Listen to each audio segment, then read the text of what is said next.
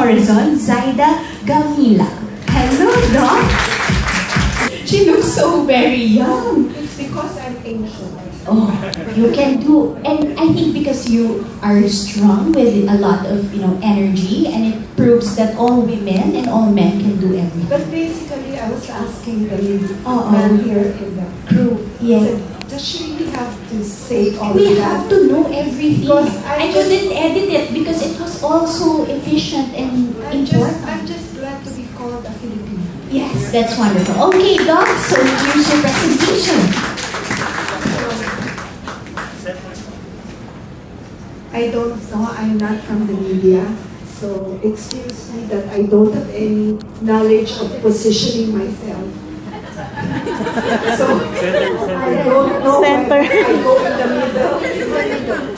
Okay, thank you for teaching me. I'm really just trained to have a clicker to say my piece, and from there, really went on the crew, the very, very capable crew. And just to give you the background, straight to the point, because this is what I request, Merck. What is anemia? It's really a Greek word. Don't ask me to pronounce it because I can't. And it stems up and really say without blood. So isn't that very apt? Anemia, without blood, Greek word. So if you look at it, it's really defined as deficiency of red blood cells and or hemoglobin. So if you're called anemic, you right away say red blood cells, hemoglobin. Why am I saying this? Next please.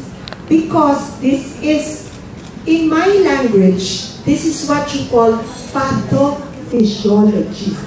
I dare you, it's very difficult to pronounce, but it is what it is. So when we say anemia, we talk about red blood cell, and they are the ones who carry hemoglobin. But what is hemoglobin? The hemoglobin, which is where it comes from, is the oxygen carrying part of the red blood cells. So if you look at the picture, oxygen, does anybody not know how important oxygen is? So if you know that, then RBC is everything in life. Snuff off oxygen, we don't have life. So just try to kind of compare yourself that this is what carries oxygen to my body, and that is the role of hemoglobin and RBC. So that explains why oxygen, hemoglobin, RBC is quite a combination. Next. So if you're going to go by the global health burden, we cannot help but be part of a whole. It's no longer just a tiny bit part of the hemisphere. We're now global. And we're saying that anemia is a global health problem. So if you think that the Philippines, we're just like this in the other countries, it is true. But we share the same global health problem. Pare-pareho lang ang problema.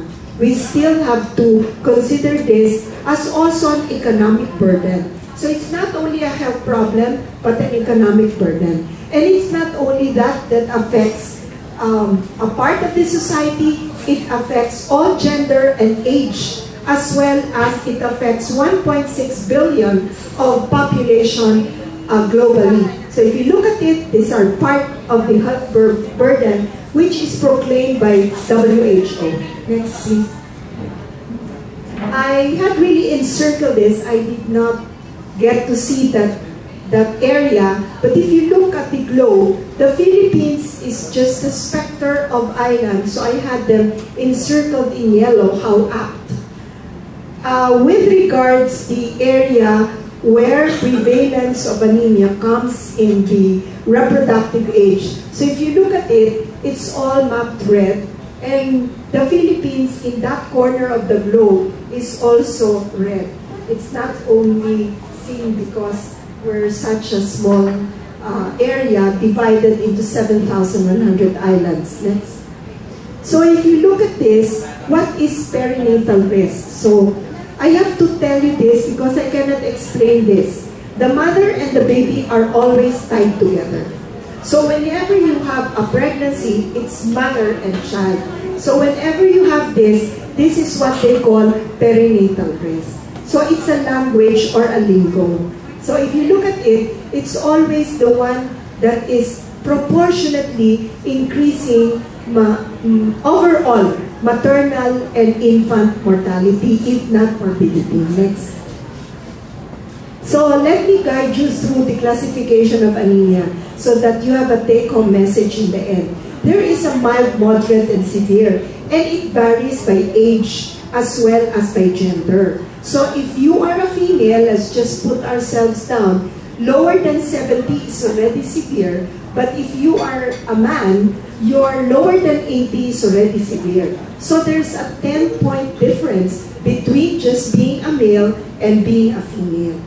So our criteria is that you have mild anemia if below the norm. So the norm is the one that's there, non-anemic, and the mild, moderate, and severe. So I will not spend so much, except that there is a difference as you go through the different population. Next.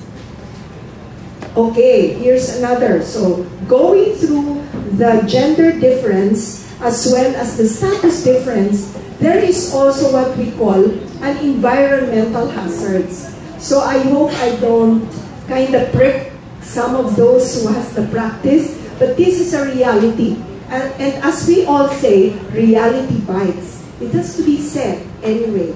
And if you look at this, when you're a smoker, a non-smoker, your measured hemoglobin does not need to be adjusted.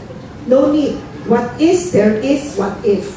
But if you're a smoker, and this depends on the number of packs a day that you smoke, you have to adjust because this is definitely lower than what you would expect as low. What is the meaning of this? The meaning of this is if you are 10, you have to adjust because definitely you cannot achieve that. You have to be minus 0.3 from the 10. That is how we interpret the data of smoking. And it really depends on the number of packets that you spend out in a day. So that's a cue for you to really adjust to what they call as an environmental hazard. Next, please. Now, what may be a cause of anemia? The cause of anemia, number one, is really inadequate iron. You cannot say it in any less than qualifying term. Whatever you say, inadequate iron is expected if you have anemia. Another is, like Patty said, part of it, just carrying two persons, just being pregnant, is about carrying that property to become anemic. And another, not even pregnant, every month, just on that aspect, you lose about how much? About 5%. So, qualifyingly, if you started menstruating at 10 and you end at 45, that's about how long you have been bleeding. Okay? And that is without pregnancy pa. Okay? So the other one is if there are other things that's happening in your lives. So for example, you have ulcers. I hope you eat well tonight because it is a long night for all of us. So as they say, in order to avoid, part of it is internal bleeding or GI bleeding. The other is inability to absorb iron. Do you know that your,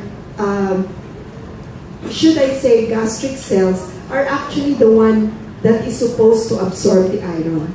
So, no matter how much iron you take up, if it is not absorbed well, walang mangyayari. Wala siyang pupuntahan. Nandun lang siya, nakapark. Next. So, I just want to say to you this slide. By the way, Merck has nothing to do with this slide. Okay? It is something that is universally accessed and it is something that even you can get by. So if you look at the demographics, it is the elderly, no? And I'm already part of it.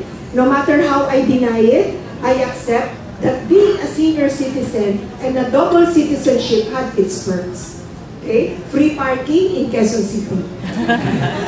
Teenager, female, because you lose. And when I was looking, should I put this? Wala naman ako magagawa, that is what it is. So, immigrants, aborigines. Then I began to research. And my research brought me to the fact na, oo nga, when you migrate, you carry along with you the way you eat, traditionally, culturally. Pag mga aborigines, you are not used. You eat root crops. Whatever is there in the mountain, yun ang kakainin mo. Hindi naman pwedeng mag-iba yun. Try to feed that person with something else, hindi naman siya mag-thrive. So, that is the explanation of that part. And dietary factors, all the blah blah blah there, only points out that diet has to be iron specific. Hindi porke at they are, in a way, fashionably cooked, does it mean that it's high in iron. Let us accept that we have to do a little homework when we're trying to get into iron sources. And the other, of course, is social-physical. A lot of things that are happening, and that includes a lot of physiological factors, societal factors, even those that may be attributed to political issues are actually socio-physical. So I will not delve into that because it may go into some other line of thinking. But everything that we are, who we are, and what we are is going to be put in that circle where you call social physical factors. Next, please. Okay, here's the sad part. Iron deficiency anemia, it's not just about looks. It is about what it happens to the inside. One of the things that you have to understand is, if you have this and this affects children, because they're the more susceptible, they're going to be low performers. Their cognitive, this is performance, will be low. Cognitive is that typically related to educational, mental. Their mental factors are what they call challenge. So we don't want that. The other is behavior, no? Behavior, meaning you're the type who can't adjust. That's a behavioral pattern. Physical growth of children, they may be stunted or they may be just very thin. And let me tell you, to be thin is a fad. And normally, it is what it is. It is not only because it is being poor. You can also be thin when you're the number one in the Philippine economic hierarchy. Okay? So it's something that I have to agree. Next. The consequence, you can get sick very often. How many times do you see people that are anemic and every month they have a sick leave? And this is noticed by the HR. The other is they're very prone to infection. Meron lang mabalitang infection, meron na sila. So this susceptibility in such a country like ours is really very difficult. It bleeds you. It's something that's very challenging. Next. So if you look at this, you want to have the energy. I just saw Patty ask you if you have the energy and everyone is energetic. Don't you like that kind of life that you can really put up? If there are more hours in a day, you can put up more hours in a day. But you can't because your energy is just not at par. Wala ka. No? You're not there. And therefore, this physical capability and your work performance at all age group, all gender group is compromised. So that's what iron deficiency. And the new word is IDA. IDA is an acronym for iron deficiency anemia. So if you look at these statistics, all of the health hazards for diseases underlying, tingnan nyo, anemia. Next. So this is a very tough slide because it really is from head to foot. So the first one that is like a symptom may be when you're just low back. I oftentimes hear this from my students say, I just don't feel well, I'm low back. And that's it, you're lethargic, pagod ka. And sometimes you have all excuses. I just had a sort of a news clip that the millennials, that's the age group of most of the ones that I meet right now, is that where they can be multitasking. And how many of those here are multitasking? Ako ako rin ho. Okay? So many of us are multitaskers. So when you're multitasking,